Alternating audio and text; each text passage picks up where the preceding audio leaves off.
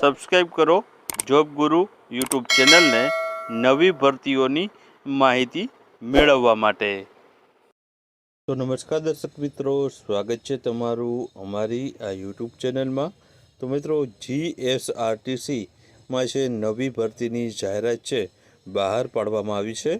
મિત્રો જીએસઆરટીસી દ્વારા હેલ્પરની ભરતી છે જાહેર કરવામાં આવી છે, જેમાં જગ્યા છે 1658 જેટલી જગ્યા ઉપર છે ભરતી જાહેર કરવામાં આવેલી છે અને ફોર્મ ભરવાની છેલ્લી તારીખ છે 5/1/2024 છે। તો ત્યાં સુધીમાં તમારે છે આના ઓનલાઈન ફોર્મ ભરવાના રહેશે। તો મિત્રો આ સરકારી ભરતીમાં તમારે જે છે ફોર્મ ભરવા હોય તો આ વિડીયોમાં છે અંત સુધી બન્યા રહેજો, કેમ કે આ વિડીયોમાં આપણે છે તેના વિશે ડિટેલમાં માહિતી જોવાના છે। તો ચાલો વિડીયોની શરૂઆત કરીએ। તો સૌપ્રથમ તો આપણે વાત કરીએ તો કક્ષાનું નામ છે હેલ્પર માટેની આ જગ્યા છે। હેલ્પર પોસ્ટનું નામ છે। ફિક્સ પગાર 5 વર્ષ માટે 21,100 મિત્રો છે ફિક્સ પગાર ઉપર છે 5 વર્ષ માટે ભરતી કરવામાં આવશે હેલ્પરની આ જગ્યા માટે। કુલ જગ્યાની વાત કરીએ તો આપણે અગાઉ જોયું તે મુજબ કુલ જગ્યા છે 1658 જેટલી જગ્યાઓ છે કુલ ભરતીમાં રહેલી છે અને આ માટે તમારે છે ઓનલાઈન ફોર્મ ભરવાના રહેશે। હવે ઓનલાઈન ફોર્મ ભરવાની તારીખની આપણે વાત કરીએ તો 6/12/2024થી લઈને 5/1/2025 સુધી છે તમારે છે આને ફોર્મ ભરવાના રહેશે। આ જે સમયગાળો તમને આપેલો છે 6/12થી લઈને 5/1/2025 સુધીનો, ત્યાં સુધીમાં તમારે ઓજસની વેબસાઇટ ઉપર જઈને ફોર્મ ભરવાના રહેશે। હવે મિત્રો આપણે વાત કરીએ તો પરીક્ષા અંગેની જે પ્રોસેસ ફી સ્વીકારવાનો જે સમયગાળો આપેલો છે તે પણ 6/12થી લઈને 7/1 સુધીનો સમયગાળો છે તે તમને આપવામાં આવ્યો છે, એટલે કે વધારાના 2 દિવસ તમને છે ફી માટે છે આપવામાં આવ્યા છે। ત્યારબાદ જગ્યાની વાત કરીએ તો કુલ જગ્યા છે 1658 જગ્યા છે, જેમાં બિન અનામતમાં મહિલા ઉમેદવારની 494 અને પુરુષની છે સામાન્ય કેટેગરીમાં 494, જેમાં 243 છે મહિલાઓ માટેની છે। આર્થિક રીતે નબળ એટલે કે જે છે ઈડબ્લ્યુએસમાં છે સામાન્ય કેટેગરીના ઉમેદવાર 130 છે અને 64 મહિલાની જગ્યા છે। ત્યારબાદ જે સામાજિક અને શૈક્ષણિક પછાત હોય તેમાં 244 સામાન્ય જગ્યા છે અને છે મહિલા માટેની અનામત 120 જગ્યા છે। અનુસૂચિત જાતિમાં સામાન્ય 69 જગ્યા છે અને મહિલા માટે 34 અનામત જગ્યા છે। અનુસૂચિત જનજાતિમાં 174 સામાન્ય જગ્યા છે અને મહિલા માટે 86 અનામત જગ્યા છે અને માજી સૈનિકની 331 જગ્યા રહેલી છે અને દિવ્યાંગ માટે 66 અનામત જગ્યા રહેલી છે। તો આ પ્રમાણે ટોટલ 1658 જેટલી જગ્યાઓ છે તે કુલ રહેલી છે। ત્યારબાદ આગળ વાત કરીએ તો આમાં વયમર્યાદા કેટલી રહેશે, તો આ ભરતી માટે વયમર્યાદા મિત્રો છે 18થી લઈને 35 વર્ષ સુધીની જે વયમર્યાદા ધરાવતા હોય તે ઉમેદવારો છે આ ભરતીમાં લાયક ગણાશે અને આમાં ફોર્મ ભરી શકશે।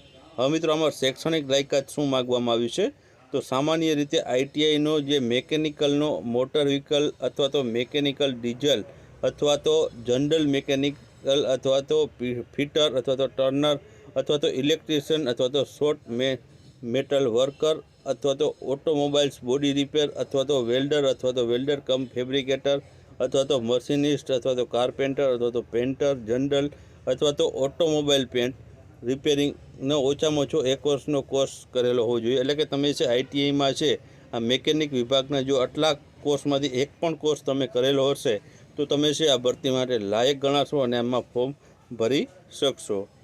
અગ્રતા માટે વધારાની શૈક્ષણિક લાયકાત પણ આપેલી છે કે સરકારી અથવા તો અર્ધ સરકારી અથવા તો જાહેર સાહસોમાં કોઈપણ પ્રાઇવેટ લિમિટેડ કંપનીમાં લઘુત્તમ શિક્ષણ લાયકાત ધરાવતા ટ્રેડમાં એપ્રેન્ટિસ પૂર્ણ કરેલી હોય તો તે પાસ કર્યું હોય તો તેનું એનસીવીટીનું એટલે કે national council four vocational training અથવા તો જીસીવીટીનું તમારી પાસે પ્રમાણપત્ર હોય તો તેને છે વધારે અગ્રતા એટલે કે વધારે તેને છે તે આગળ લેવામાં આવશે। ત્યારબાદ આગળ વાત કરીએ તો સીધી ભરતી માટે જે નિયત ગુણ કઈ રીતના છે, તો શૈક્ષણિક લાયકાતના વેટેજ ગુણ મિત્રો 70 છે શૈક્ષણિક લાયકાતના। ત્યારબાદ જેમાં આપણે લઘુત્તમ શૈક્ષણિક લાયકાતના 55 ગુણ છે અને અગ્રમતા એટલે કે તમે જો વધારાનું જે છે જે એપ્રેન્ટિસ કરેલું હોય તો વધારાના 15 ગુણ તમને છે મળે છે. તો આ પ્રમાણે 70 ગુણ શૈક્ષણિક લાયકાતના છે અને 30 ગુણ છે OMR પદ્ધતિથી જે સ્પર્ધાત્મક લેખિત કસોટી છે તે લેવામાં આવશે, તેના 30 ગુણ જે લેવામાં આવશે. આમ 100 ગુણ ટોટલ તમારું છે તે તમારી જે છે વેટેજ નક્કી કરવામાં આવશે આ પ્રમાણે.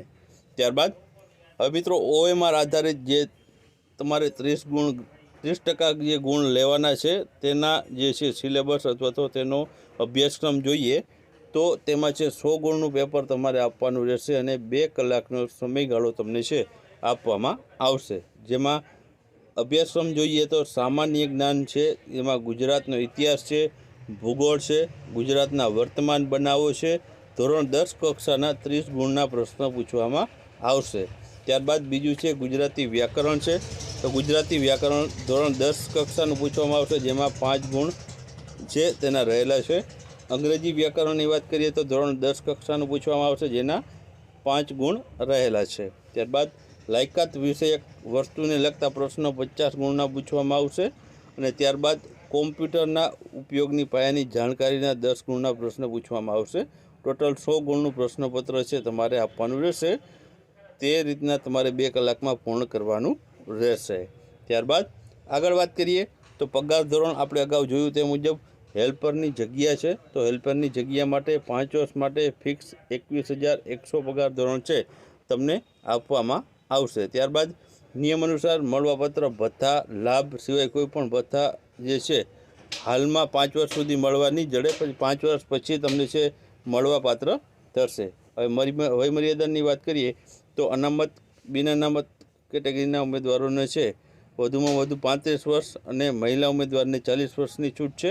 અનામત કેટેગરીના પુરુષ ઉમેદવારને 40 વર્ષ સુધી છૂટ છે અને મહિલા ઉમેદવારને તેમાં 45 વર્ષ સુધીની છૂટ રહેલી છે. માજી સૈનિકની વાત કરીએ તો તેને 45 વર્ષની ઉંમર અને મહિલા ઉમેદવારને પણ 45 વર્ષની ઉંમર છૂટછાટ છે. દિવ્યાંગ ઉમેદવારને પણ 45 વર્ષ સુધીની જે મહિલા અને પુરુષ ઉમેદવારને બંનેને છે જે છૂટછાટ રહેલી છે.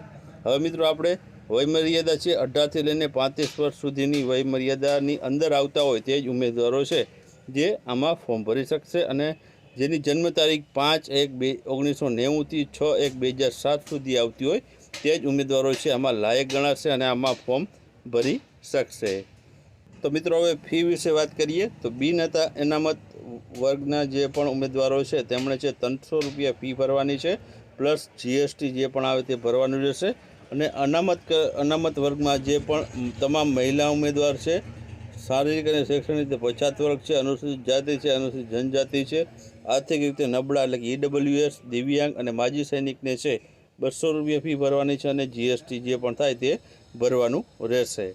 ત્યારબાદ હવે ફોર્મ ક્યાંથી ભરાશે તો ફોર્મ ભરવા માટેની જે ઓજસની ઓફિશિયલ વેબસાઇટ છે કે ojas.gujarat.gov.in, આ ઓજસની ઓફિશિયલ વેબસાઇટ છે. તેમાં તમારે છે આના ફોર્મ જે અગાઉ આપણે જે તારીખ આપેલી હતી તે સમયગાળા દરમિયાન તમારે ભરવાના રહેશે. તો જે પણ ઉમેદવારો છે ITIનો કોર્સ કરેલો હોય જે મિકેનિકલ વિભાગનો અને તેઓ છે આમાં જે છે સરકારી ભરતીમાં જોડાવા માંગતા હોય તે જરૂરથી આ ભરતીમાં છે ફોર્મ ભરી દેજો.